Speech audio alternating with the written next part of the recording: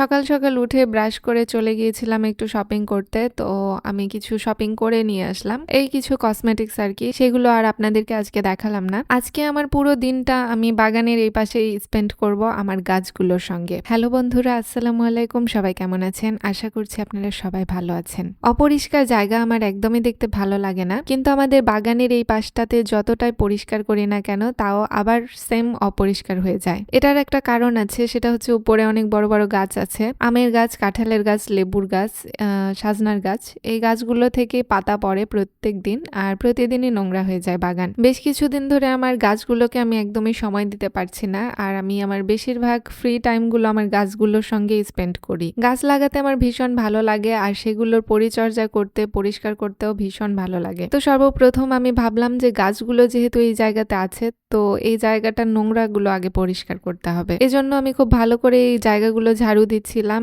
আর এখানে তো আমার একটা মুরগিও থাকে, আপনারা জানেন। সবাই আমাকে অনেকবার বলেছিল একটা মুরগি আছে, এই একটা মুরগিকে জবাই করতে, তো আমি করিনি। ইনশাআল্লাহ দেখা যাক, রিজিকের মালিক আল্লাহ। শীতকাল, এজন্য গাছের পাতা একটু বেশি পড়ছে, আর পাতা পড়ার কারণে আমাদের এই বাগানটা সবসময় প্রায় নোংরা হয়ে থাকে। খুব ভালোভাবে আমি পরিষ্কার করলাম বাগানটা। এমনিতেও আমাদের বাগান পরিষ্কারই, বাট শুধুমাত্র পাতায় থাকে এই আর কি, অন্য কোনো ময়লা বা নোংরা থাকে না। পাতাগুলো শুকিয়ে গেছিল, ওগুলো এক কোণাতে রাখলাম, পরে একটু আগুন লাগিয়ে দিতে হবে। আপনাদেরকে দেখাই, এটা হচ্ছে আমার গোলাপ গাছ, লাল গোলাপের গাছ, আর গোলাপটাতে নতুন নতুন কুশি পাতা গজাচ্ছে। এই গাছটাতে খুব শীঘ্রই ফুল আসবে ইনশাল্লাহ। আর গাঁদা ফুলের গাছটাতে তো মাশাল্লাহ অনেক ফুল এসেছে। এখন এই গাছগুলোর পরিচর্যা করতে হবে, না করলে আর ফুল নাও আসতে পারে। গাছের পরিচর্যা করার ক্ষেত্রে আমি একটু গোবর সার দিই, তারপরে মাছ ধোয়া পানি দিই একটু করে, মাছ কাটা ছাইও দেই মাঝে মাঝে। আবার পশু পাখির যেগুলো বিষ্ঠা থাকে, মানে মুরগির বিষ্ঠা বা অন্য কিছু, সেগুলো গাছে ইউজ করা যেতে পারে, অনেক ভালো হয় ফল। আমার গাছটা মাশাল্লাহ ভালোই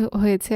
আর যেগুলো ছোট ছোট কলি আছে, এগুলো কিছুদিনের মধ্যে ফুটবে। কয়েকদিন ধরে গাছে পানি দেইনি, গাছের গোড়া একদম শুকিয়ে আছে, খটখটে হয়ে গেছে, শুকনো। আমার ছোট্ট এই টবটাতে আমি লাল এবং সাদা ঘাস ফুলের গাছ লাগিয়েছি, কিন্তু শীতকাল জন্য নাকি আমি জানি না, গাছগুলো একদমই বাড়ছে না, আর কোনো ডালপালা, শাখা প্রশাখা কিছুই গজায়নি। এই গাছটাতে মনে হয় আমি প্রায় 15 দিন ধরে পানি দেইনি, তো আজকে একটু পানি দিলাম, না হলে গাছ আবার মরে যাবে। আবার পুদিনা পাতার গাছও লাগিয়েছি, সামনে রমজান মাস আসছে, পুদিনা পাতা একটু দরকার হবে শরবত বানানোর জন্য। তো গাছের পরিচর্যা শেষে আজকে আমাদের দুপুরে খাওয়ার সময় হয়ে গেছে। আজকে খাবারের আইটেমে ছিল খাসির ভুড়ি, মুরগির মাংস দিয়ে সবজি, বিভিন্ন ধরনের সবজি, যেমন সিম, গাজর, পাতাকপি, আলু, এগুলো দিয়ে একটা মিক্সড সবজি। আরো একটা আইটেম ছিল, সেটা হচ্ছে টমেটো ভর্তা, মাটির চুলাতে পোড়ানো টমেটো ভর্তা। মাশাআল্লাহ, এই ভর্তাগুলো দারুণ